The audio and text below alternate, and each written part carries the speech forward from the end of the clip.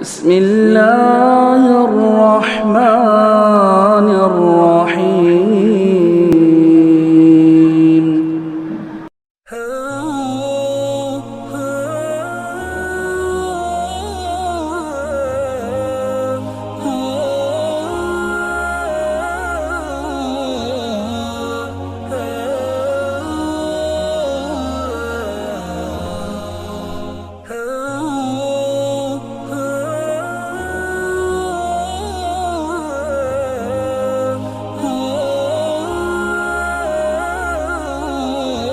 السلام علیکم ورحمۃ اللہ وبرکاتہ. بسم اللہ الرحمن الرحیم. الحمد للہ نحمده ونستعینه ونستغفره ونعوذ باللہ من شرور انفسنا ومن سیئات اعمالنا. من يهده الله فلا مضل له ومن يضلل فلا هادي له وأشهد أن لا إله إلا الله وحده لا شريك له وأشهد أن محمدًا عبده ورسوله. أما بعد فإن خير الحديث كتاب الله وخير الهدي هدي محمد صلى الله عليه وسلم. شر الأمور محدثاتها وكل محدثة بدعة وكل بدعة ضلالة وكل ضلالة في النار. أعوذ بالله السميع العليم من الشيطان الرجيم. بسم الله الرحمن الرحيم. يا أهل الكتاب لا تغلوا في دينكم ولا تقولوا على الله إلا الحق. وقال النبي صلى الله عليه وسلم لا تطروني كما أطرت النصارى عيسى ابن مريم إنما أنا عبد فقولوا عبد الله ورسوله. کتاب التوحید کا یہ 18واں باب ہے، چیپٹر نمبر 18. اس باب کا عنوان ہے بنی آدم کے کفر اور ترک دین کا بنیادی سبب صالحین کی عزت و تکریم میں غلو کرنا. آدم علیہ السلام کی جتنی اولاد ہیں ان کا کفر کرنے کا سبب اور دین اسلام سے پھر جانے کا، مرتد ہو جانے کا سبب نیک لوگوں کی تعظیم میں، ان کی تکریم میں، ان کی عزت میں غلو کرنا، حد سے آگے بڑھ جانا، یہ سبب ہے. موضوع کے اندر 3 باتیں ہیں. پہلی بات یہ ہے، جو سبب ہے وہ ہے غلو. غلو کسے کہتے ہیں؟ غلو یہ دراصل عربی مقولہ غلاف الشیء سے ماخوذ، غلاف الشیء سے ماخوذ ہے، جس کا معنی ہوتا ہے کسی چیز کو اس کی حد سے بڑھا دینا، کسی چیز کو اس کی حد سے بڑھا دینا، اسے کہتے ہیں غلو. مثال کے طور پر یہ پنکھا ہے، اس پنکھے کو لوگ پنکھا نہ کہہ کر کہیں اے سی ہے. یہ اس کی شان میں کیا ہے؟ غلو ہے. یہ لائٹ ہے، اس لائٹ کو لائٹ نہ کہہ کر کے، بلب نہ کہہ کر کے اسے فوکس کہے، جو بڑی لائٹ ہوتی ہے، یہ اس کے حق میں غلو ہے. اسی طرح سے دوسری بات، اس میں صالحین کا تذکرہ کیا گیا. صالحین کی تکریم میں، عزت میں، احترام میں یہ کام ہوتا ہے. صالحین کسے کہتے ہیں؟ صالحین کے اندر انبیاء، تمام رسول اور اولیاء، نیک لوگ، اللہ کے ولی، یہ سب داخل ہیں. اسی طرح سے وہ تمام لوگ بھی داخل ہیں صالحین میں جو نیک ہوں اور اخلاص کی صفات سے متصف ہوں، جن کے اندر اخلاص ہو، جو مخلصین ہو، وہ سارے کے سارے صالحین کے لفظ کے اندر داخل ہیں. اب ان کی نیکی کے کام میں بڑھ چڑھ کر حصہ لینے کا کام زیادہ ہو یا متوسط درجے کا ہو یا کمتر درجے کا ہو، جو بھی نیک لوگ ہوں وہ سب اس کے اندر داخل ہیں. اور تیسری چیز جو اس کے اندر ذکر کی موضوع کے اندر وہ یہ ہے کہ بنی نوع انسان، آدم علیہ السلام کی اولاد، ان لوگوں کا کفر کرنا اور دین کو چھوڑ دینا، اسلام کو چھوڑ دینا، اللہ اور اس کے رسول کے راستے کو چھوڑ دینے کا سبب یہ کیا بنتا ہے؟ یہ غلو بنتا ہے۔ آپ اس اعتبار سے یہ سمجھ سکتے ہیں کہ غلو کی تعریف کسی چیز کی حد میں زیادہ ہو جانا، بڑھ جانا، کسی چیز کی حد سے اس کو آگے بڑھا دینا۔ رسول کا مقام رسول ہے، اس کو آگے بڑھا کر کے اللہ کا مقام دے دینا، یہ غلو ہے، یہ غلو ہے۔ اب یہ جو غلو ہوتا ہے یہ تکریم اور تعظیم میں بھی ہوتا ہے، اسی طرح لوگوں کو، انبیاء کو، رسولوں کو، نبیوں کو اللہ کی جو صفات ہیں، الہی صفات جس کو ہم کہہ سکتے ہیں، الہی خصوصیات جو ہیں، وہ اللہ کے رسول، جتنے بھی انبیاء ہیں، رسول ہیں، نیک ہیں، اولیاء ہیں، ان کو دے دینا، یہ بھی غلو کہلاتا ہے۔ گویا غلو کو آپ دو چیزوں سے سمجھ سکتے ہیں، ایک تو یہ ہے کہ عزت اور تکریم میں غلو، اور ایک ہے کہ انبیاء اور رسول اور اولیاء کو اللہ کی صفات دے دینا، اللہ کی خصوصیات ان کو دے دینا، یہ بھی غلو کہلاتا ہے۔ یہ دونوں غلو کی قسم ہیں اور یہ دونوں حرام ہیں، ناجائز ہیں۔ غلو کرنا یہ شرک ہے۔ اب دیکھیے اس کو ایک شعر سے، عربی کا شاعر کہتا ہے، بوصیری، انہوں نے ایک مشہور قصیدہ پیارے نبی صلی اللہ علیہ وسلم کے بارے میں لوگوں نے ذکر کیا ہے، اس کو ذکر کیا۔ عربی شعر ہے، کیا ہے؟ کہتے ہیں لو ناسبت قدرہ آیاتہ عظما احیا اسمہ حین یدعا دارس الرمم۔ اس کا یہ مفہوم ہے اس شعر کا، یہ رسول اکرم صلی اللہ علیہ وسلم کے جو معجزات دنیا میں آپ کو دیے گئے اس کے سلسلے میں ہے۔ یہ کہتے ہیں کہ لوگوں کا یہ گمان تھا، لوگوں کا یہ عقیدہ تھا نبی صلی اللہ علیہ وسلم کے بارے میں کہ آپ کا مقام، آپ کی شان، آپ کی عظمت اتنی عظیم ہے کہ قرآن مجید بھی اس کا مقابلہ نہیں کر سکتا۔ اللہ اکبر، یہ ہے غلو۔ نبی اکرم صلی اللہ علیہ وسلم کا مقام یقیناً بہت اونچا ہے، اس میں کوئی شک کی بات نہیں، لیکن اسے کلام الہی قرآن مجید سے بھی آگے بڑھا دینا، یہ گویا کی کیا ہے؟ یہ غلو ہے۔ اور اس شعر کے اندر یہی بات ذکر کی جا رہی ہے کہ آپ کا مقام یہ ہے کہ مردوں کی بوسیدہ مٹی اور خاک میں ملی ہوئی ہڈیاں یکجا اور جمع ہو کر زندہ ہو جاتی ہیں۔ نبی کا نام لیتے ہی جو زندہ انسان تھا اور وہ مر گیا، جو بوسیدہ ہو چکا ہے، اس کی ہڈیاں مٹی میں مل چکی ہیں، اس کی باڈی گل گئی ہے، اگر نبی کا نام لیا جائے تو وہ بھی زندہ ہو جاتا ہے، وہ مردہ بھی کیا ہو جاتا ہے؟ زندہ ہو جاتا ہے۔ یہ نبی کی شان میں غلو ہے۔ اس شعر کا مفہوم یہی ہے کہ جب نبی کا نام لیا جائے، نبی کا نام محمد صلی اللہ علیہ وسلم لیا جائے تو نبی کے نام سے مردہ بھی زندہ ہو جاتے ہیں، جو ہڈیاں بوسیدہ ہو چکی ہیں، جو مٹی میں مل چکی ہیں، جو بالکل خاکستر ہو چکی ہے، وہ بھی زندہ ہو جاتی ہیں۔ یہ نبی کی شان میں غلو ہے، یہ نبی کی شان میں غلو ہے۔ ایسا نہیں ہے کہ نبی کا نام لیا جائے اور سارے مردہ زندہ ہو جائے۔ اگر ایسا ہوتا تو اب تک نبی کی زندگی کے ختم ہوتے ہی، یعنی 1450 سال ہو گئے، آپ کو وفات کے کتنے سال ہو گئے؟ 1450 سال ہوئے، اور اس کے بعد کتنے لوگ مر گئے، دنیا میں مدفون ہے نہیں ہے، قبرستان میں ہے کہ نہیں میرے بھائیوں؟ صحابہ کی ایک بڑی تعداد، سلف صالحین کی ایک بڑی تعداد، اس کے بعد بھی اب تک اتنی تعداد میں لوگ مر گئے، اور ہم ہر سیکنڈ نبی کا نام لیتے ہیں، محمد صلی اللہ علیہ وسلم، محمد صلی اللہ علیہ وسلم۔ اگر ایسا ہوتا کہ نبی کے نام سے مردہ زندہ ہو جاتے ہیں اور وہ مدفون چیز، ان کی جو بوسیدہ ہڈیاں ہو چکی ہیں، وہ زندہ ہو جاتی تو آج سارے کے سارے لوگ زندہ ہو جاتے، ہوتے کہ نہیں ہوتے میرے بھائی؟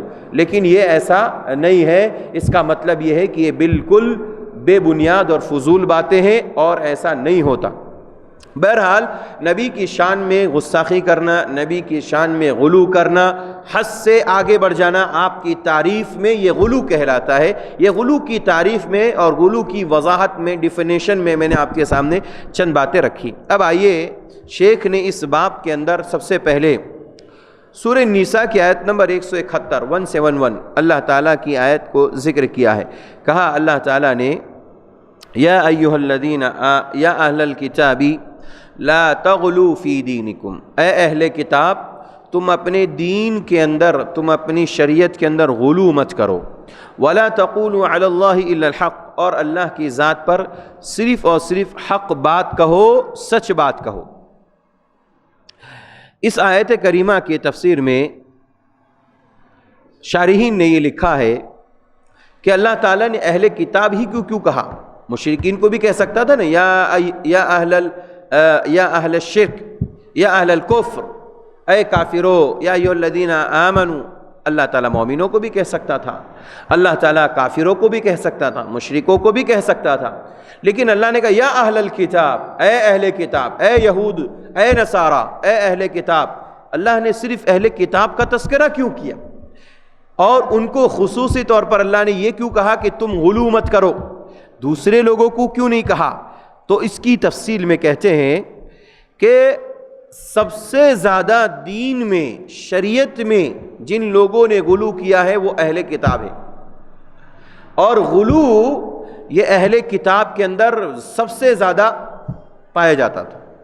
اب دیکھیے اہل کتاب میں سے عیسائی جو عیسیٰ علیہ السلام کو مانتے ہیں، عیسیٰ علیہ السلام کو ماننے والے عیسائیوں نے عیسیٰ علیہ السلام اور ان کی والدہ مریم علیہ السلام اور ان کے حواری جو ان کے ماننے والے لوگ تھے ان کی شان میں غلو کیا، یہاں تک کہ عیسیٰ علیہ السلام کو اللہ کا بیٹا قرار دے دیا. میں نے بتایا کہ غلو کی دو وجہ ہیں، یا تو دو چیزوں کے اندر غلو ہوتا ہے، ایک تو تعظیم میں، تکریم میں، عزت میں، اور ایک ہے کہ بندے کو اللہ کی خصوصیات دے دینا، اللہ کی خصوصیات دے دینا. انہوں نے کیا کیا؟ عیسائیوں نے عیسیٰ علیہ السلام کی پہلے تعظیم کی، اکرام کیا، تکریم کی کہ یہ عیسیٰ ابن مریم، یعنی عیسیٰ علیہ السلام جو ہے مریم علیہ السلام کے بیٹے ہیں، مریم علیہ السلام کے بیٹے ہیں. ان کی تعظیم کی، ان کی تکریم کی، ان کی عزت کی اور غلو کیا. غلو یہاں تک کر دیا، کرتے کرتے کرتے یہ لوگ یہاں تک پہنچ گئے کہ انہوں نے عیسیٰ علیہ السلام کو سیدھے اللہ کا بیٹا قرار دے دیا. یہ اللہ کی خصوصیات ان کو عطا کر دی. اسی لیے اللہ نے خصوصی طور پر اہل کتاب کو کہا یا اہل الکتاب لا تغلو فی دینکم، اے اہل کتاب تم اپنے دین کے اندر، اپنی شریعت کے اندر غلو مت کرو. اسی طرح سے اہل کتاب میں یہود بھی ہیں. یہودیوں نے کیا کیا؟ یہودیوں نے عیسیٰ علیہ السلام کے بدلے، اس کے بالمقابل عزیر علیہ السلام، عزیر یہ نبی ہیں، عزیر علیہ السلام کو انہوں نے سیدھے کہہ دیا عزیر ابن اللہ، عزیر اللہ کے بیٹے ہیں. جو عیسائیوں نے کہا تھا وہی عزیر کے ساتھ یہودیوں نے کہا، اور اس طرح سے دونوں بھائی ہو گئے. کون؟ عیسائی اور یہودی، یہ دونوں آپس میں بھائی ہو گئے، اور غلو کرنے میں انہوں نے کوئی کسر نہیں چھوڑی. عیسائیوں نے عیسیٰ علیہ السلام کو اللہ کا بیٹا بنا دیا، اور یہودیوں نے عزیر علیہ السلام کو اللہ کا بیٹا قرار دے دیا. اس اعتبار سے یہ دونوں برابر ہوئے غلو کرنے میں، اور اللہ نے کہا کہ یا اہل الکتاب لا تغلو فی دینکم. اس لیے اللہ نے اہل کتاب کو خصوصی طور پر کہا کہ تم لوگ اپنے دین کے اندر، اپنی شریعت کے اندر جو آسمان سے نازل ہوئی عیسیٰ علیہ السلام پر اور موسیٰ علیہ السلام پر، اس میں غلو نہ کرو. اسی طرح سے عبداللہ ابن عباس رضی اللہ عنہ نے سورہ نوح کی آیت نمبر 23 کی تفسیر کرتے ہوئے، سورہ نوح میں کیا ہے آیت نمبر 23؟ وَقَالُوا لَا تَذَرُنَّ آلِهَتَكُمْ وَلَا تَذَرُنَّ وَدًّا وَلَا سُوَاعًا وَلَا يَغُوثَ وَيَعُوقَ وَنَسْرًا. اللہ تعالیٰ نے کہا کہ وہ لوگ، یعنی قوم نوح علیہ السلام کی قوم کے لوگ کہتے تھے لا تذرن آلیہ، تم اپنے معبودوں کو مت چھوڑو، ولا تذرن، اور نہ ہی معبودوں کو مکمل جتنے معبود ہیں ان کو بھی مت چھوڑو، اور خاص کر کے ود کو، سواع کو، یغوث کو، یعوق کو اور نصر کو، یہ 5 بڑے بت ہیں، ان 5 بتوں کو بھی مت چھوڑو، یعنی ان کی عبادت کرتے رہو، ان کی مجاوری کرتے رہو، ان کے آس پاس بیٹھے رہو، ان کی عبادت کرو، ان کی پوجا کرو، ان کی تکریم کرو، ان کی عزت کرو اور ان کی شان میں غلو کرو۔ یہ اللہ تعالیٰ نے ان کے بارے میں، قوم نوح کے بارے میں ذکر کیا۔ عبداللہ ابن عباس رضی اللہ عنہ، جن کو حبر الامہ کہتے ہیں، اس امت کے سب سے بڑے مفسر ہیں یہ، انہوں نے اس آیت کریمہ کی تفسیر میں، جو کہ صحیح بخاری کے اندر اس کی تفسیر موجود ہے، تفسیر ہے سورہ نوح کی، صحیح بخاری کے اندر حدیث ہے 4930۔ اس حدیث کے اندر اس آیت کریمہ کی تفسیر کرتے ہوئے عبداللہ ابن عباس رضی اللہ عنہ کہتے ہیں کہ انہوں نے، یعنی یہ قوم نوح کے لوگوں نے، ان سب لوگوں کو جو چھوڑنے سے منع کیا اور کہا کہ تم ان کی عبادت کرتے رہو، کا مطلب یہ ہے کہ تفسیر کی روایت ہے کہ یہ سب لوگ، یہ ود، سعا، یغوث، یعوق، نصر، یہ قوم نوح کے نیک لوگ تھے، صالح لوگ تھے۔ یہ 5 جو بت تھے، ود، سعا، یغوث، یعوق، نصر، یہ 5 لوگ جو تھے یہ قوم نوح کے نیک لوگ تھے، صالح لوگ تھے، اچھے لوگ تھے، بھلے لوگ تھے۔ اب کیا ہوا؟ ان کی وفات کے بعد شیطان ان کی قوم کے پاس اس بات پر آمادہ ہوا، یعنی ان قوم کے پاس آیا، نوح علیہ السلام کی قوم کے پاس آیا ان سب 5 کے انتقال کے بعد، اور یہ بات کہتا ہے کہ یہ جتنے لوگ تھے جو مرنے والے ہیں یہ نیک لوگ تھے، اور یہ جہاں بیٹھا کرتے تھے وہاں بطور یادگار ایک پتھر لگا دو۔ یعنی آج کل جو ہے، جیسے بعض لوگ کیا کرتے ہیں، اپنے رشتہ داروں میں سے کوئی انتقال کر جاتا ہے تو مرنے والے میت کی قبر کے اوپر ایک چھوٹا سا پتھر بطور یادگار نام لکھ دیتے ہیں، یہ فلاں ابن فلاں، یہ فلاں بنت فلاں، فلاں بن فلاں، یہ اتنے میں پیدا ہوئے اور ان کا انتقال ہوا، یہ نام ہے، اور ان کے سر کے اوپر، سر کے پاس یا ان کے پیر کے پاس وہ پتھر لگا دیتے ہیں، لگاتے ہیں نا آج۔ ایسے ہی شیطان ان کے پاس آیا، قوم نوح کے لوگوں کے پاس، قوم نوح کے پاس آیا، اور ان کے قوم نوح کے لوگوں سے انہوں نے کہا کہ دیکھو یہ جتنے 5 ود، سعا، یغوث، یعوق، نصر، یہ 5 لوگ تھے نا، یہ بڑے قوم کے نیک لوگ تھے، ایک کام کرو تم ان کی قبروں کے پاس ایک پتھر لگا دو، یہ ود ہے، یہ سعا ہے، یہ یغوث ہے، یہ یعوق ہے، یہ نصر ہے، 5 لوگوں کے نام نصب کر دو، پتھر پہ لکھ کر کے لگا دو، نصب کر دو۔ یہ پہلی پٹی شیطان نے ان کو پڑھائی، پہلی بات ان کے دماغ میں ڈالی، ان پتھروں کو ان کے ناموں کے ساتھ موسوم کر دو۔ انہوں نے ایسے ہی کیا، یعنی یہ پہلی قوم تھی جنہوں نے سارے بتوں کے، سارے مرنے والے 5 لوگوں کے سرہانے سر کے پاس پتھر پر ان کا نام لکھ کر کے لگا دیا۔ لیکن اس دور میں ان پتھروں کی پوجا نہ کی جاتی تھی۔ ابن عباس رضی اللہ عنہ کہتے ہیں اس دور میں پتھروں کی پوجا نہیں ہوتی، کیونکہ نوح علیہ السلام کے انتقال کا زیادہ وقت نہیں تھا، ابھی گزرا نہیں تھا، اور لوگ ابھی توحید سے بہت قریب تھے، اور شرک نام کی کوئی چیز نہیں پائی جاتی تھی۔ پتھروں کی پوجا، درختوں کی پوجا اور کسی بت مزاروں کی پوجا یہ عام نہیں تھی، لوگوں کو نہیں پتا تھا، اور پتھروں کی پوجا کرنا یہ لوگوں کو نہیں معلوم تھا۔ اس لیے لوگوں نے فوری طور پر ان 5 بتوں کی عبادت کرنا شروع نہیں کیا، ان 5 نیک لوگوں کی عبادت کرنا شروع نہیں کیا، بلکہ صرف پتھر لگایا۔ اس کے بعد کہتے ہیں جب یہ لوگ مر گئے، یعنی یہ پتھر لگانے والے مر گئے، ایک نسل جب مر گئی پتھر لگانے والی، تو بعد والوں پر جہالت چھا گئی۔ یعنی اب ظاہر سی بات ہے، ہمارا مثال کے طور پر دور ہے، ہمارے دور میں کورونا آیا، ایک مثال دے رہا ہوں آپ کو، کورونا آیا، ہم لوگ جانتے کورونا کی وبا کیا ہے، سردی ہو رہی، کھانسی ہو رہی، بیماری ہو رہی، بخار ہو رہا ہے، سانس میں پرابلم ہو رہا ہے، اور آدمی ایسے ہی چلتے چلتے سانس میں پرابلم، اور اس کا جو وہ ہے ہارٹ، اسی طرح سے اس کا شوگر، اس کا پریشر، اس کی ساری چیزیں لو ہو جاتی اور انسان مر جاتا ہے۔ یہ ہم اپنی آنکھوں سے دیکھے ہوئے ہیں، اور یہ ہمارے سماج کے ہیں۔ اب ایک نسل جو آنے والی اس کے بعد، اس نسل کو کورونا کے بارے میں علم نہیں کہ کورونا کیا، ٹھیک ہے کچھ نہ کچھ تو ہوا ہوگا، بیماری تھی بس، اس کی ان کی حقیقت نہیں پتہ۔ اب وہ ان کے ہاں اس کے بارے میں جہالت ہے، صحیح علم نہیں ہے، الا یہ کہ کوئی ان کو صحیح طور پر بتا دے۔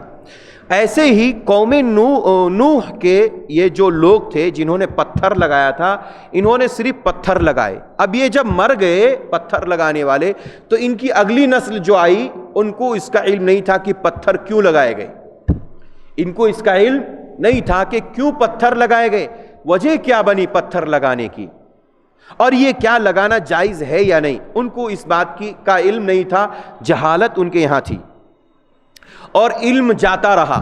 علم کیا ہے؟ ابن عباس کہتے ہیں ان کے یہاں سے علم کیا ہو گیا؟ ختم ہو گیا، اور اصل بات ذہن سے محو ہو گئی، یعنی مٹ گئی۔ اصل بات کیا تھی کہ یہ مردہ لوگ ہیں، اور شیطان ان کے پاس آیا اور ان لوگوں سے کہا کہ یہ سارے نیک لوگ تھے، ان کے نام سے تم پتھر لگا دو۔ یہ شیطان نے ان کے دل میں، ان کے دماغ میں بات ڈال دی تھی۔ اب یہ اصل بات لوگوں کے یہاں سے ختم ہو گئی، لوگ بھول گئے۔ اب ان کی اگلی آنے والی نسل جو ہے پرستش کرتی ہیں۔ عبداللہ ابن عباس کہتے ہیں کہ اللہ تعالیٰ نے اس آیت میں جو کہا ہے کہ تم اپنے معبودوں کو نہ چھوڑو، خاص کر کے ود، سواع، یغوث، یعوق، نصر کو مت چھوڑو، ان کا مطلب یہ ہے کہ تم ان کی عبادت اور ان کی پوجا کرو۔ یہ دوسری جو نسل آئی ہے، دوسری جنریشن جو آئی ہے، ان سے شیطان نے کہا تم اب اس کی عبادت کرو، کیونکہ یہ نیک لوگ تھے اور یہ دنیا میں بہت پہنچے ہوئے لوگ تھے۔ آج ایسا ہی ہو رہا ہے۔ شیخ عبد القادر جیلانی رحمۃ اللہ علیہ ایک موحد شخصیت تھی نہیں تھی، ایک نیک لوگوں میں سے تھے، اور ایک موحد انسان تھے، توحید کو ماننے والے، توحید پرست انسان تھے۔ جو ان کے زمانے میں تھے، ان کے ساتھ رہنے والے تھے، انہوں نے دیکھا کہ یہ ایک ہم جیسے انسان تھے، بس اتنا فرق تھا کہ اللہ نے ان کو علم سے نوازا تھا، ان کی شخصیت عظیم تھی، بڑی تھی۔ شیخ عبد القادر جیلانی رحمۃ اللہ علیہ کے انتقال کے بعد شیطان مردود نے ان کی بات کی نسل کو ورگلایا، بہکایا۔ شیطان نے ان کے دماغ میں، ان کے دل میں یہ بات ڈالی، یہ بہت عظیم انسان تھے، اور اتنے عظیم انسان تھے کہ ان کی لوگ پرستش کریں گے تو سمجھ لیجئے کہ یہ قیامت کے دن لوگوں کے بارے میں شفاعت کریں گے، لوگوں کے بارے میں گواہی دیں گے۔ یہ دھیرے دھیرے سماج کے اندر عام ہو گیا، اور آج امت مسلمہ کی ایک بڑی تعداد، سوائے چند لوگوں کے جن کا عقیدہ صحیح ہے، جن کا طریقہ صحیح ہے، جن کا منہج صحیح ہے، جو منہج صحابہ اور منہج سلف پر ہیں، ان لوگوں کو چھوڑ کر ایک بڑی تعداد ایسی ہے جو شیخ عبد القادر جیلانی رحمۃ اللہ علیہ کو پیران پیر کہتی ہے۔ کیا کہتی ہے؟ پیران پیر۔ کیوں کہتی؟ پیران پیر کا کیا مطلب ہوا؟ یعنی یہ سب سے عظیم انسان تھے اور سب سے بڑی ہستی تھی، اور اتنی بڑی ہستی کہ بعض لوگوں نے نعوذ باللہ ان کو غوث اعظم قرار دے دیا۔ غوث اعظم، اور غوث اعظم کا مطلب سب سے بڑا مددگار کون ہے؟ سب سے بڑا مددگار کون ہے؟ اللہ ہے میرے بھائی، اللہ ہے ہمارا سب سے بڑا مددگار، اللہ تعالیٰ ہے۔ اور اللہ کی صفات کو، اللہ کی خصوصیت کو کن کو دے دیا؟ شیخ عبد القادر جیلانی رحمۃ اللہ۔ دیکھیں، ہم نے دو باتیں شروع میں ذکر کی کہ ایک غلو ہوتا ہے تعظیم اور تکریم میں۔ پہلی قوم، پہلی نسل نے ان کی تکریم میں، تعظیم میں غلو کیا۔ شیخ بہت عظیم تھے، شیخ بہت بڑے تھے، شیخ بہت بڑے، ان کی تعظیم اور تکریم میں ان کا غلو کیا۔ پھر اس کے بعد آنے والی نسل اور اب کی جو نسل ہے، اب کے جو لوگ ہیں، وہ سیدھے ان کو اللہ کی خصوصیات دے بیٹھے اور کہہ دیے یا غوث اعظم، یا غوث اعظم۔ سمجھ رہے ہیں میری بات کو؟ یہ چیز جو ہے اہل کتاب کے اندر تھی اور آج کے دور میں بھی ہے، اور شیخ محمد بن عبد الوہاب رحمہ اللہ یہاں پر یہ باب قائم کر کے لوگوں کو یہی بتانا چاہتے ہیں کہ لوگوں، شرک کیسے ہمارے سماج میں، ہماری توحید میں، ہمارے عقیدے میں کیسے داخل ہوتا ہے۔ نیک لوگوں کی شان میں غلو کر کے ہمارے درمیان شرک بالکل دھیرے دھیرے عام ہوتا جا رہا ہے، اور نتیجہ یہ ہے کہ ہم شرک کو شرک نہیں سمجھ رہے ہیں اور غلو کرتے چلے جا رہے ہیں، اور ایک بڑی تعداد ہے مسلمانوں کی، 1-2% کو چھوڑ کر کے میں یہ کہہ سکتا ہوں کہ لوگوں نے نیک لوگوں کی، اپنے اکابر، اپنے بڑوں کی تعظیم اور تکریم میں اتنی غلو کی باتیں کی ہیں کہ استغفر اللہ، جو باتیں صرف اللہ کے ساتھ خاص ہونی چاہیے۔ بعض لوگوں نے نبی اکرم صلی اللہ علیہ وسلم کے بارے میں یہاں تک کہہ دیا، ایک اردو شاعر کہتا ہے وہ مستوی عرش تھا مصطفیٰ، وہ مستوی عرش تھا خدا ہو کر، اتر پڑا ہے مدینہ میں مصطفیٰ ہو کر۔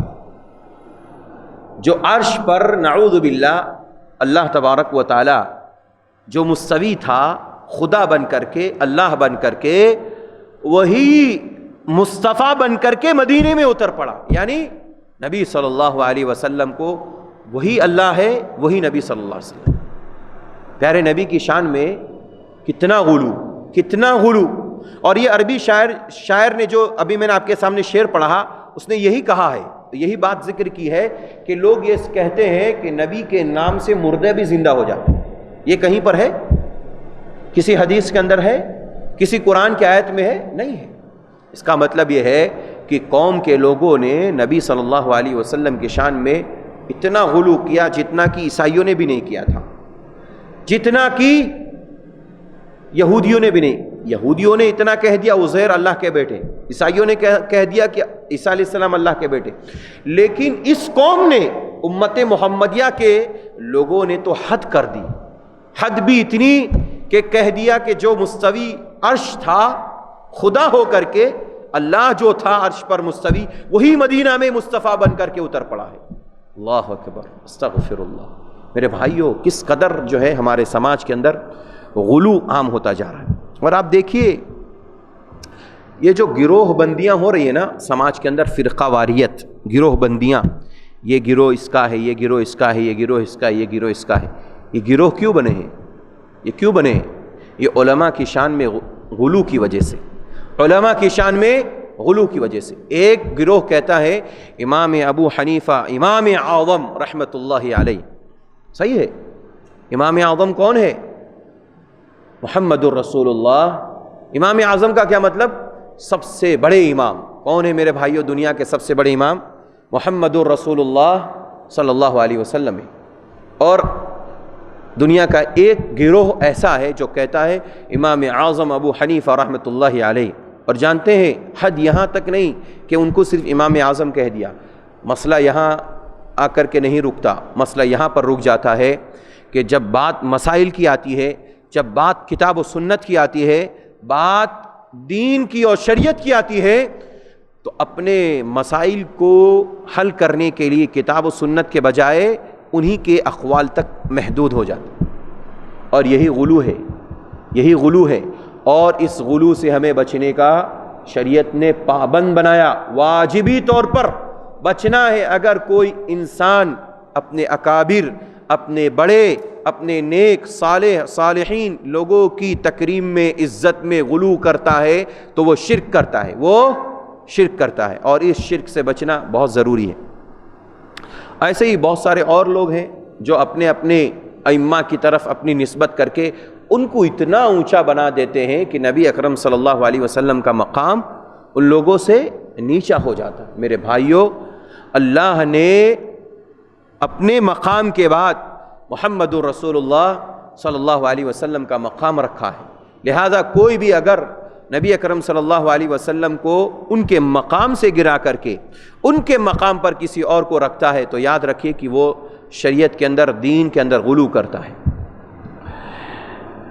عبداللہ ابن مسعود، عبداللہ ابن عباس رضی اللہ عنہ نے یہ جو ذکر کیا ہے، یہ 5 لوگ قوم نوح کے نیک لوگ تھے، اور یہ جب مر گئے تو لوگوں نے پہلے تو پتھر لگائے، پھر اس کے بعد اگلا اسٹیپ ان کا یہ آیا کہ وہ لوگ ان کے مجسمے تیار کر لیے۔ کیسے لوگ تھے وہ؟ یعنی ہمارا جیسا ڈھانچہ ہے، ہمارا اسٹیچو جیسے ہم بنا سکتے ہیں، ایسے ہی ان نیک لوگوں کا اسٹیچو بنا لیا، مجسمے بنا لیا اور نصب کر دی، گھاڑ دی۔ جیسے آج کل مورتیاں ہوتی ہیں نا مندروں میں، ایسی مورتیاں بنا کر کے انہوں نے لگا دی۔ اس کی وضاحت امام ابن قیم رحمۃ اللہ علیہ کرتے ہیں۔ دیکھیے امام ابن قیم رحمۃ اللہ علیہ کہتے ہیں کہ متعدد اسلاف اہل علم کا قول ہے کہ جب وہ مر گئے، یعنی یہ ود، سواع، یغوث، یعوق، نصر، قوم نوح کے یہ 5 لوگ جب مر گئے تو اولاً یہ لوگ ان کی قبروں کے مجاور بنے، پہلے تو ان کے قبروں کے آس پاس آ کر بیٹھنے لگے، ان 5 لوگوں کے قبروں کے آس پاس آ کر کے بیٹھنے لگے۔ دوسرا کام کیا کیے، پھر ان کے مجسمے بنائے، مجسمے یعنی اسٹیچو بنائے۔ اس کے بعد پھر عرصے دراز گزرنے کے بعد ان کی پوجا شروع کر دی، ان کی پوجا شروع کر دی۔ کیسے؟ جیسے ایک نسل ختم ہوئی، پہلے ایک نسل کو شیطان نے کہا کہ ان کے نام پہ پتھر بناؤ، دوسری جب نسل آئی تو کہا کہ ان کے مجسمے بناؤ، تیسری جب نسل آئی تو کہا کہ ان کی مجاوری کرو، چوتھی جب نسل آئی تو کہا کہ تم ان کی پوجا کرو، یہ بڑے نیک لوگ تھے۔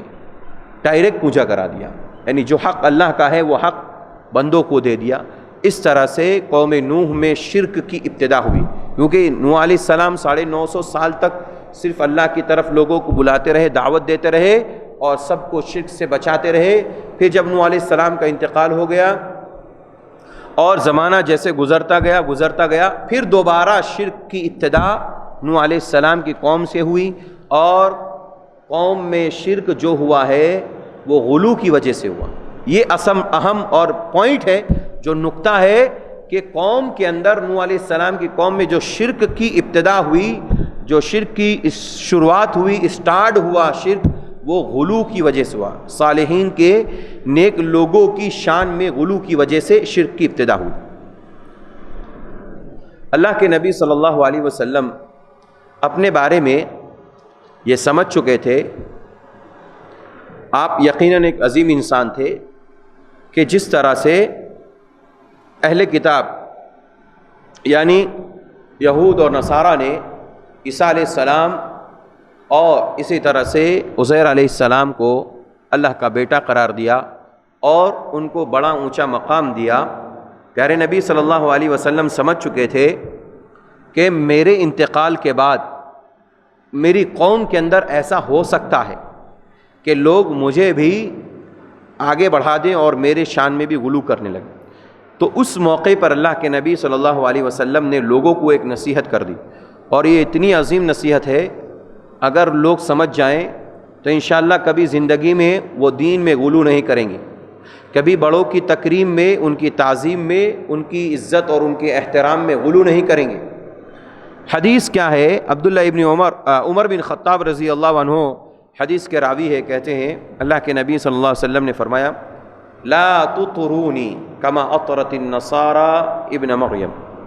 اللہ کے نبی نے فرمایا، لوگوں آپ کے زمانے میں تو صحابہ تھے، صرف صحابہ کو نہیں کہا گیا بلکہ آنے والی تمام امت کو یہ خطاب ہے، یہ کہا گیا لا تطرونی، کہ تم لوگ مجھے اتنا آگے مت بڑھاؤ۔ اطراء کے معنی ہوتے ہیں کسی کی شان میں حد سے آگے بڑھ جانا، غلو کر جانا۔ آپ نے فرمایا کہ تم مجھے اتنا اونچا اور اتنے آگے مت بڑھاؤ، کما اطرت النصارى ابن مریم، جیسا کہ نصارہ نے عیسیٰ ابن مریم کو بڑھایا، یعنی عیسیٰ ابن مریم کو کیا قرار دے دیا انہوں نے؟ اللہ کا بیٹا۔ تو تم بھی آگے چل کر کے مجھے اللہ کا نہ تو بیٹا قرار دو، نہ تو ثالث من ثلاث قرار دو، اور نہ ہی مجھے میرے مقام سے آگے بڑھاؤ، بلکہ کیا کہا آپ نے؟ کہا کہ انما انا عبد، میں تو ایک اللہ کا بندہ ہوں۔ دیکھیے، اللہ کا بندہ اور اللہ کا بیٹا، یہ دونوں میں بہت فرق ہے۔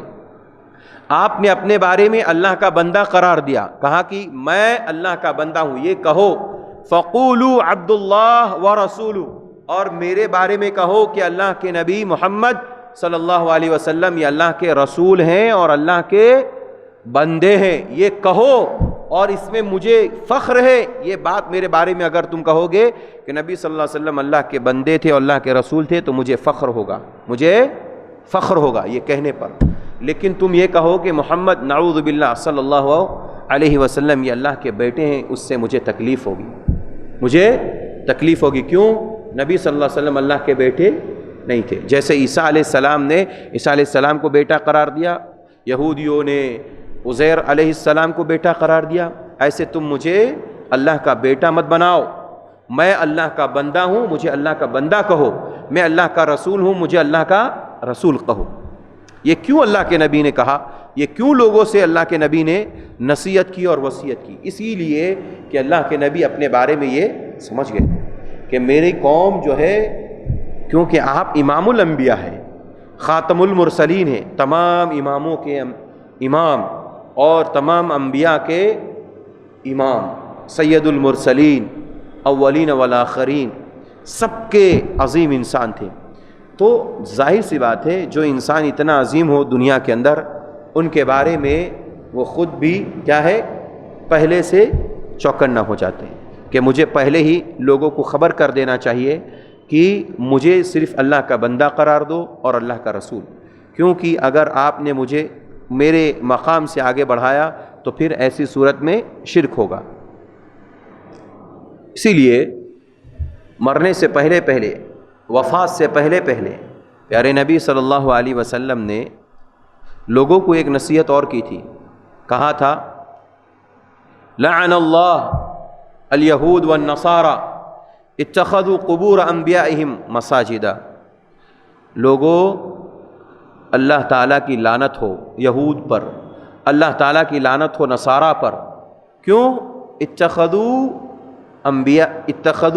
انہوں نے، یہود اور نے، نصارہ نے اپنے انبیاء کی قبروں کو مسجدیں بنا دی۔ کیا کر دیا انہوں نے؟ انبیاء کی قبروں پر انہوں نے چھوٹے چھوٹے قبے بنا دیے، چھوٹی چھوٹی مزاریں بنا دی، اور اس کے بعد لوگوں کو بلاتے، دیکھو یہ فلاں نبی کی قبر ہے، یہ فلاں نبی کی قبر ہے، اور آ کر کے یہاں پر سجدہ کرو، یہاں پر آ کر کے سجدہ کرو۔ مسجد اللہ کا گھر ہے، مسجد میں ہم سجدہ کرنے آتے ہیں، اللہ کی عبادت کرنے آتے ہیں۔ انبیاء کی وفات کے بعد ان کی قبروں کو سجدہ گاہ بنا دیا تھا یہود نے، نصارہ نے۔ اس لیے نبی صلی اللہ علیہ وسلم نے لعنت بھیجی، اور یہ مرض الموت میں جب آپ قریب تھے کہ آپ کا انتقال ہو جائے گا، اس موقع پہ آپ نے لعنت بھیجی ہے۔ اور صرف یہ لعنت بھیجنے کا بنیادی مقصد یہ تھا کہ میری قوم میری قبر کو ایسے ہی نہ بنا لے۔ اور ایک حدیث میں تو صراحت کے ساتھ اللہ کے نبی نے فرمایا، لوگوں میری قبروں کو میلہ گاہ مت بنانا۔ میلہ جہاں آج لوگ عرس مناتے ہیں، نہیں مناتے، قبروں پر دیکھے بڑے بڑے لمبے لمبے عرس بنائے جاتے ہیں، سال میں، 4 سال میں، 40 دن میں، 4 مہینے میں، پتہ نہیں کون کون سے موقع پر فلاں عرس، فلاں عرس، فلاں عرس، فلاں میلہ لوگوں کو جمع کیا جاتا ہے۔ اللہ کے نبی صلی اللہ علیہ وسلم نے اپنے بارے میں یہ گمان کر لیا، اور آپ کو علم ہو گیا اس بات کا کہ میرے مرنے کے بعد لوگ میری قبر کو ایک تو پختہ بنائیں گے اور مسجد بنا کر کے لوگ پوجیں گے۔ اس لیے پہلے بتا دیا، اللہ کی لعنت ہو یہود و نصارہ پر، انہوں نے اپنے انبیاء کی قبروں کو مسجدیں بنائی، لہذا تم لوگ مت بنانا ورنہ تمہارے اوپر بھی اللہ کی لعنت ہوگی۔ دوسری بات، آپ کو یہ بھی خدشہ تھا کہ میرے مرنے کے بعد، میرے انتقال کے بعد لوگ میلہ بنائیں گے اور آ کر کے یہاں پر جمع ہوں گے میری قبروں پر، اس لیے اللہ کے نبی نے پہلے ہی منع کر دیا کہ لوگوں میرے مرنے کے بعد میری قبر کو میلہ گاہ مت بنانا، ایسا جمگھٹا اور لوگوں کے اکٹھا ہونے کی جگہ مت بنانا تاکہ لوگ آئے اور وہاں پر جمع ہو اور اکٹھا ہو۔ پیارے نبی کی ابھی جو قبر ہے صلی اللہ علیہ وسلم، مدینہ منورہ میں مسجد نبوی کے ایک کونے میں، آپ دیکھیے اس کو گھیر دیا گیا ہے۔ جو لوگ حج کو، عمرے کو گئے ہوں گے وہ لوگ دیکھتے ہوں گے، اور نہیں دیکھے ہوں گے تو لائیو دکھایا جاتا ہے جب نماز یا اسی طرح سے تراویح ہوتی ہے، اور اسی طرح حج کا موسم ہوتا ہے عمرے کے موقع پر، اور ویسے بھی آج کل تو یوٹیوب پہ ساری چیزیں ڈال دی گئی۔ آپ دیکھ سکتے ہیں کہ انہوں نے گھیر دیا ہے، اہل عرب نے، وہاں کے لوگوں نے اسے گھیر دیا گیا۔ کیوں گھیر دیا ہے؟ اسی لیے تاکہ لوگ آ کر کے نبی صلی اللہ علیہ وسلم کی قبر پہ آ کے سجدہ نہ کریں، منتیں نہ مانیں، وہاں آ کر کے جھکے نہ، وہاں آ کر کے لوگ ڈیرا نہ ڈالیں، مجاوری نہ کریں، وہاں آ کر کے لوگ اپنی جو ہے حاجتیں پوری نہ کروائیں، اس لیے وہاں پر گھیر۔ اچھا، وہ جو حصہ جو گھیر دیا گیا ہے، اس کے علاوہ بھی تھوڑی سی دوری پر چھوٹی سی دیوار بنا کر کے وہاں پر باقاعدہ جو ہے پولیس لگا دی۔ کیوں؟ تاکہ وہاں پر بدعت بھی نہ ہو سکے۔ دیکھ رہے ہیں کتنی حفاظت ہے اللہ کے نبی صلی اللہ علیہ وسلم کی قبر کو۔ اتنی حفاظت اس لیے دی گئی کیونکہ آپ نے جو کہا ہے کہ لوگوں اہل کتاب پر، یعنی یہود و نصارہ پر اللہ کی لعنت ہو، انہوں نے یا انبیاء کی قبروں کو مساجد بنا دی اور میلہ گاہ نہ بنا سکے، اس لیے اللہ کے نبی صلی اللہ علیہ وسلم نے یہ بات کہی، اور اہل عرب نے، مکہ والوں نے، مدینہ والوں نے نبی صلی اللہ علیہ وسلم کی اس سنت پر عمل کرتے ہوئے آپ کے ساتھ آپ کے دونوں ساتھی ابو بکر اور عمر رضی اللہ عنہما کی دونوں لوگوں کی قبروں کو گھیر دیا تاکہ لوگ وہاں قریب بھی نہ پہنچ سکے، اور باقاعدہ ایسے شرطا اور پولیس کو لگا دیا کہ وہاں پہ کھڑے ہو کر کے کوئی نعوذ باللہ بہت ساری باتیں کرتا ہے ہاتھ اٹھا کر کے، اور بہت ساری جیسے یہاں پر ہندوستان میں لوگ کرتے ہیں نا، الصلاۃ والسلام یا رسول اللہ، السلام علیکہ یا رسول اللہ، فلاں فلاں، بہت سارے درود اور بہت ساری باتیں کرتے ہیں، وہاں پہ پولیس والے کھڑے ہوتے ہیں، مارتے، ہٹ، بھگا دیتے وہاں سے، سحقہ سحقہ، یا اللہ روح، یا اللہ روح، بھگا دیتے۔ کیوں بھگاتے ہیں؟ اسی لیے تاکہ وہاں پر بدعت قائم نہ ہو سکے، وہاں پر شرک نہ ہو سکے، وہاں نبی صلی اللہ علیہ وسلم کی قبر پر لوگ زیادتی نہ کر سکیں، اس لیے اللہ کے نبی صلی اللہ علیہ وسلم کی قبر کو محفوظ کر دیا گیا، ورنہ کیا ضرورت ہے بھائی محفوظ کرنے کی؟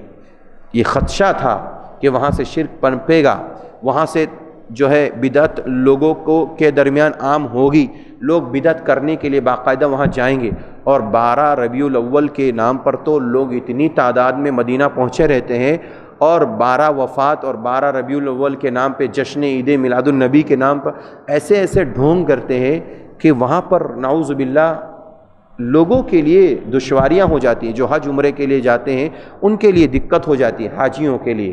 تو یہ ساری جو خرابیاں پیدا ہوتی ہیں یہ صرف غلو کی وجہ سے، نبی صلی اللہ علیہ وسلم کی شان میں غلو کی وجہ سے یہ سارا معاملہ ہو رہا ہے۔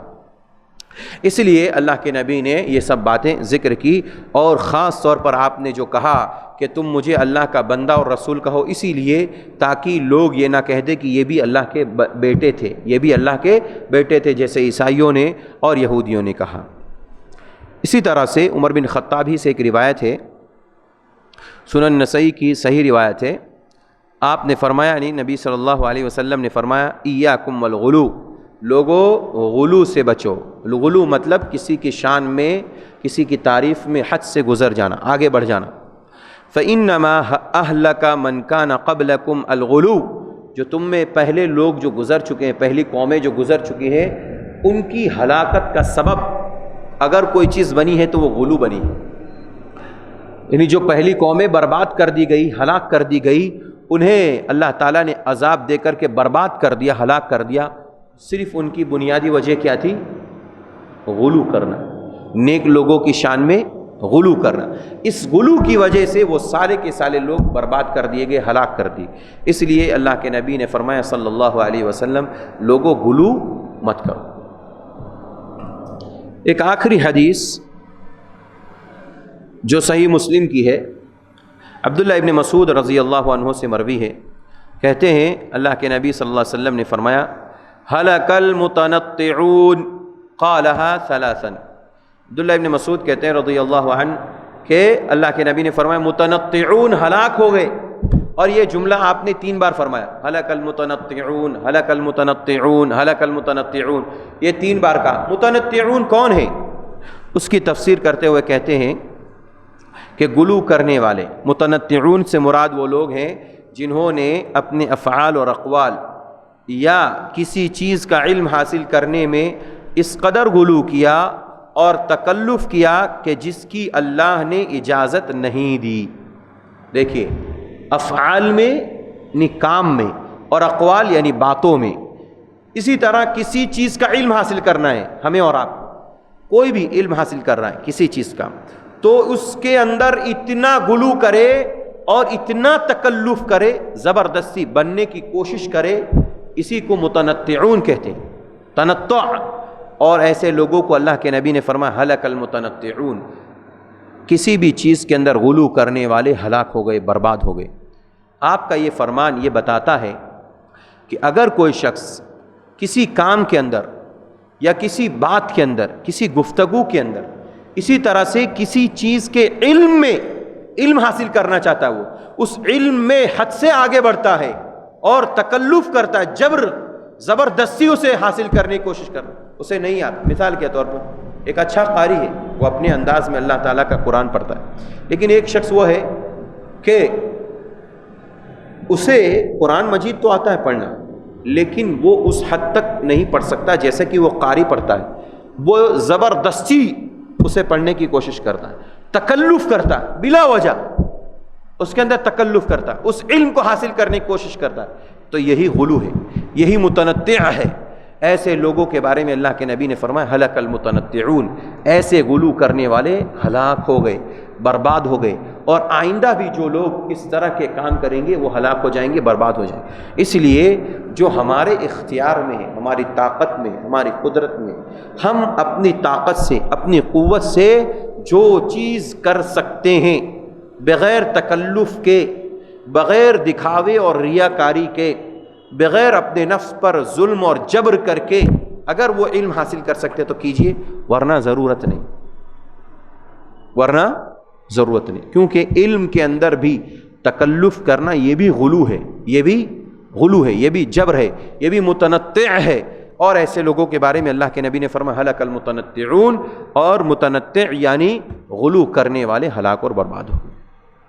یہ باب یہاں پر ختم ہوتا ہے۔ اس باب کا اہم پیغام یہ ہے کہ جو بھی نیک لوگ گزر چکے ہیں یا آئندہ بھی جو لوگ نیک آئیں گے اور وہ اس دنیا سے چلے جائیں گے، ان کی شان میں، یا زندہ ہو یا مر چکے ہوں، ان کے شان میں ہمیں غلو نہیں کرنا۔ شان میں غلو کرنے کا مطلب یہ ہے کہ ان کی عزت اور تکریم اتنی زیادہ کر لی جائے، ان کے مقام کو اتنا بڑھا دیا جائے کہ جو مقام ان کا وہ نہیں ہے۔ مثال کے طور پر میں نے ابھی آپ کے سامنے ایک مثال دی کہ نبی صلی اللہ علیہ وسلم کا مقام اور رسول اور اللہ کا بندہ ہے، جیسا کہ آپ نے خود کہا، آپ کو اللہ کے بندے اور اللہ کے رسول سے ہٹا کر کے اللہ بنا دینا یا اللہ کا بیٹا بنا دینا، یہ غلو ہے۔ یہ کیا ہے؟ غلو۔ اسی طرح آپ کے بعد آپ کے صحابہ کا جو مقام ہے اللہ کے نبی کے بعد کا ہے، آپ کے بعد کا صحابہ کا مقام ہے۔ اگر کوئی شخص یہ کہے کہ نہیں، نعوذ باللہ، علی رضی اللہ عنہ کو حقیقت میں نبوت کا درجہ ملنا تھا اور جبرائیل امین کو غلطی ہو گئی اور انہوں نے نعوذ باللہ نبوت کا تاج محمد الرسول اللہ صلی اللہ علیہ وسلم کے سر پر رکھ دیا، کہتے ہیں، ہے ہمارے سماج میں ایسے کہنے والے، نعوذ باللہ۔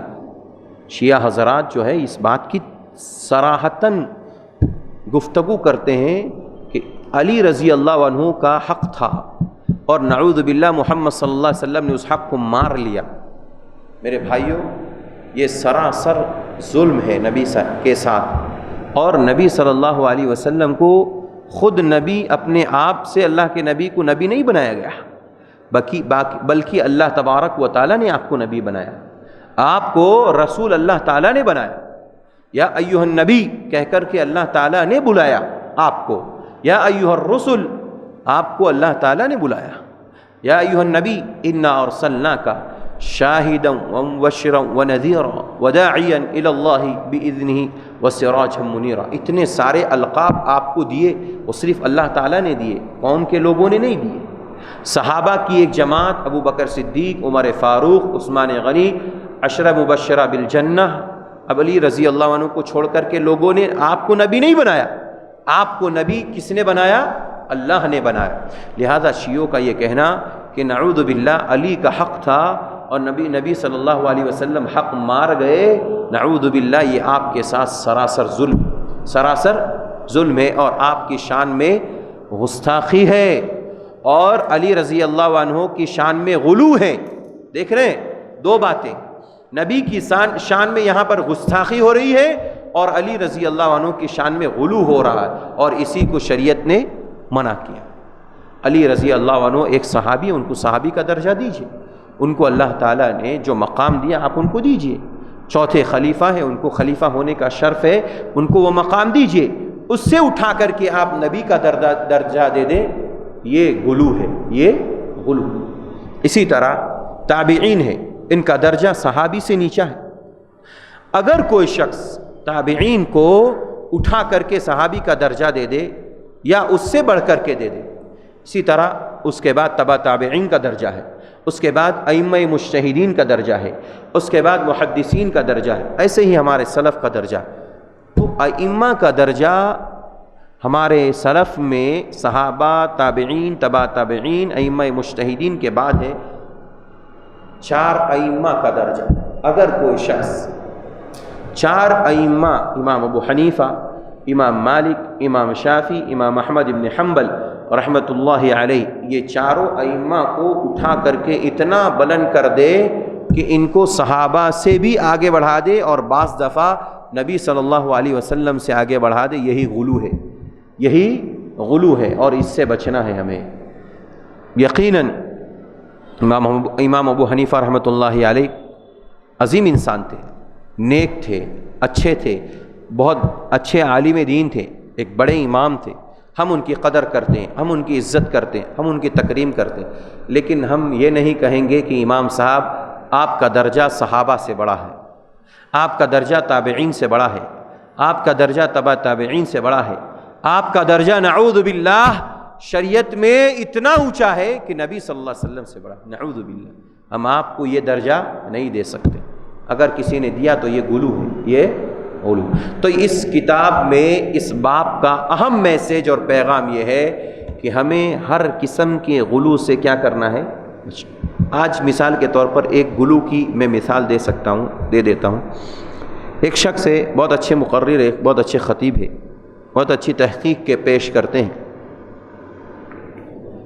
ہم یہ کہیں کہ یہ امام بہت عظیم ہے، یہ عالم دین، یہ محقق، یہ محدث اتنے بڑے ہیں کہ ان کا مقام امام ابو حنیفہ رحمۃ اللہ علیہ سے بڑا ہے، امام احمد بن حنبل سے بڑا ہے، امام مالک سے بڑا ہے، امام شافعی سے بڑا ہے۔ تو ہم کہیں گے آپ نے ان کی شان میں غلو کیا، ان کی شان میں غلو کیا۔ شیخ البانی رحمہ اللہ اس وقت کے سب سے بڑے محدث کہہ سکتے ہیں، ان کی تحقیق پوری دنیا کے اندر ہر کوئی مانتا ہے، بہت عظیم انسان تھے۔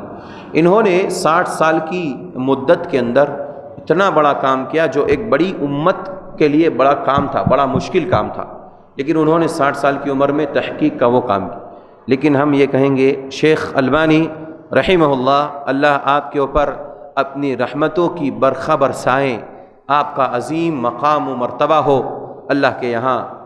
یقیناً آپ نے بہت بڑا کام کیا، لیکن ہم آپ کو امام بخاری سے آگے نہیں بڑھا سکتے، امام مالک سے آپ کو آگے بڑھا نہیں سکتے، امام احمد بن حنبل سے آپ کو اونچا مقام نہیں دے سکتے، حافظ ابن حجر سے اونچا مقام آپ کو نہیں دے سکتے، امام شوکانی سے بڑھ کر آپ کو نہیں کہہ سکتے، امام ابن کثیر رحمۃ اللہ علیہ سے بڑھ کر کے ہم آپ کو نہیں کہہ سکتے۔ آپ کا جو مقام ہے یقیناً آپ نے بہت بڑا کام کیا، ہم آپ کا احترام کرتے ہیں، ہم آپ کی عزت کرتے ہیں، ہم آپ کی تکریم کرتے ہیں، لیکن آپ کی شان میں غلو نہیں کرتے۔ یہ ہمارا منہج ہے، یہ منہج سلف ہے، یہ ہمارے صحابہ کا منہج ہے، اسی منہج پر، اسی طریقے پر رہ کر کے ہمیں زندگی گزارنا ہے۔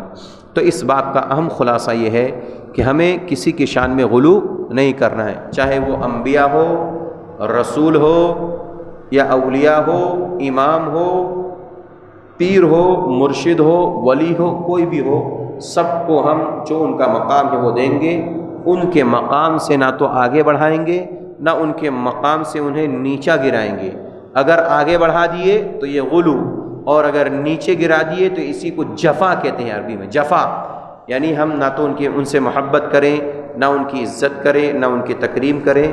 تو اسلام نے، شریعت نے درمیانی راستہ اپنانے کا حکم دیا، نہ غلو کرنے کے لیے کہا، نہ جفا کرنے کے، بلکہ اقتصاد، درمیانی راہ اختیار کرنے کا حکم دیا۔